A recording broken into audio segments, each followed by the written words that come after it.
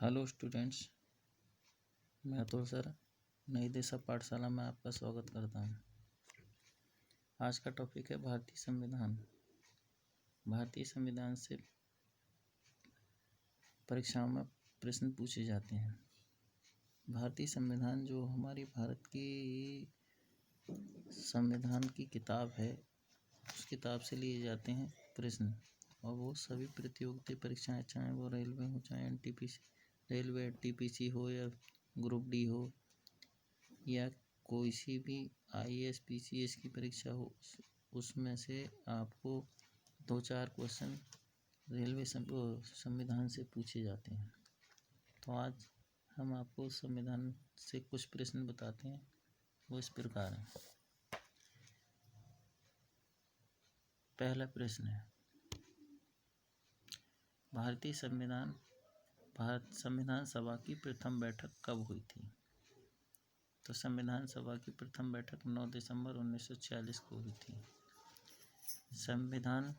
दूसरा प्रश्न है, संविधान सभा के अस्थायी अध्यक्ष के रूप में किसे चुना गया था?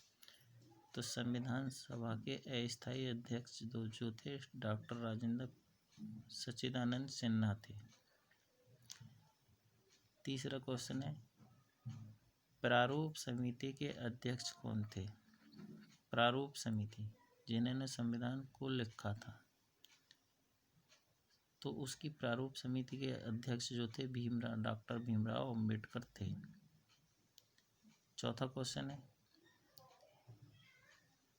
संविधान सभा के स्थायी अध्यक्ष किसे चुना गया था? तो संविधान सभा के स्थायी सदस्य डॉक्टर राजेंद्र प्रसाद को चुना गया। पांचवा प्रश्न है, संविधान सभा के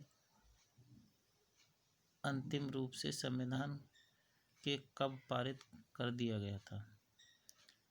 संविधान सभा के अंतिम रूप था, उसको उसी दिन जो है पारित कर दिया गया था, उसी दिन जो उसको स्वीकार कर लिया गया था।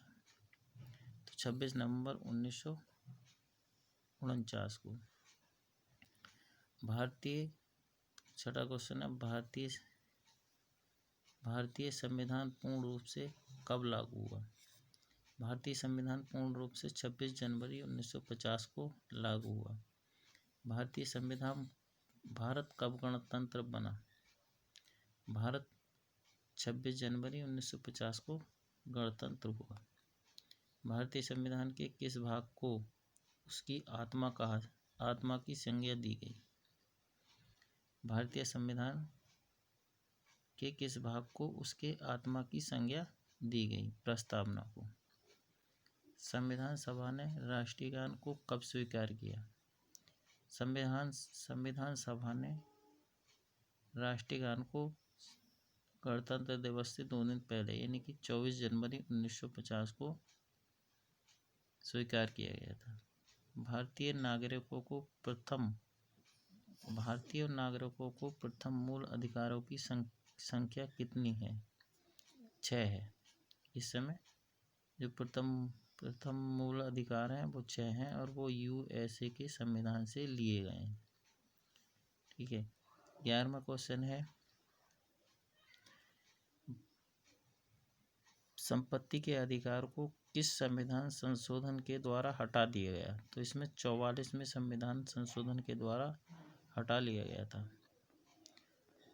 मूल अधिकार हैं, मूल अधिकारों की रक्षक किसको कहा जाता है? तो सर्वोच्च न्यायालय हो या उच्च न्यायालय, वह हमारे जो मूल अधिकार हैं उसकी रक्षा करते हैं।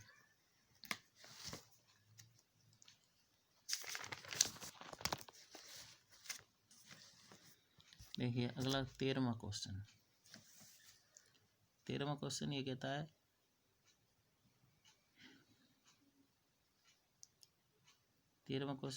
है, किस अनुच्छेद के द्वारा 6 से 14 वर्ष तक के बच्चों के लिए शिक्षा का अधिकार मूल अधिकार माना गया है? तो अनुच्छेद 21A के तहत, जो अनुच्छेद 21A है उसके तहत हम 6 से 14 वर्ष के बच्चों के लिए शिक्षा का अधिकार मूल अधिकार है। अगला है 14वां, लोक कल्याणकारी राज्य की अवधारणा किसमें निहित है? तो राज्य के नीति निर्देशक तत्व में निहित है।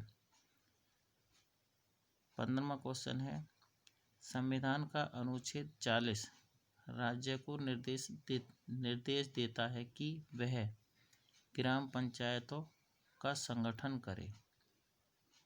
16वां क्वेश्चन है, संविधान में मूल कर्तव्यों को शामिल करने की प्रेरणा किस देश के संविधान से लिया गया है? रूस से लिया गया है। वर्तमान में मूल कर्तव्यों की संख्या कितनी है? वर्तमान में मूल कर्तव्यों की संख्या 11 है।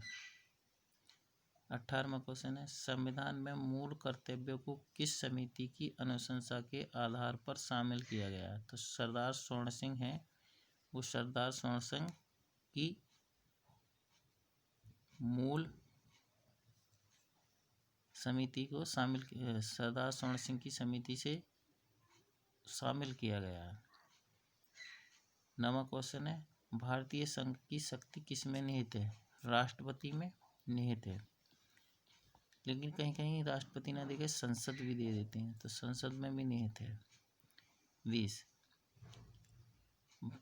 राष्ट्रपति के निर्वाचन मंडल में शामिल हैं। राष्ट्रपति के निर्वाचन मंडल में शामिल हैं वह हैं संसद के दोनों सदनों के निर्वाचित सदस्य एवं राज्य की विधानसभाओं के निर्वाचित सदस्य, चाहे वो विधान परिषद के हों या विधानसभा के हों। राष्ट्रपति के कार्यकाल की अवधि होती है 5 वर्ष होती है, या मिनिमम जो होती है 35 वर्ष। 35 वर्ष की कई कम आयु से राष्ट्रपति नहीं बन सकता और उसका कार्यकाल 5 वर्ष का होता है। 23वां क्वेश्चन है, राष्ट्रपति पद के चुनाव के लिए कौन सी विधि अपनाई जाती है? तो ये विधि है अनुपातित प्रतिनिधित्व, सकल संकरणीय और अप्रत्यक्ष मतदान। 23 में निर्विरोध चुने जाने वाले राष्ट्रपति नीलम संजीव रेड्डी, और जो नीलम संजीव रेड्डी हैं वही सबसे युवा राष्ट्रपति जो थे वो थे नीलम संजीव रेड्डी। थैंक यू दोस्त, हमारे चैनल को देखने के लिए सब्सक्राइब करें और आगे भी हम आपको किसी न किसी टॉपिक पर वीडियो देते रहेंगे और देखते रहें। धन्यवाद।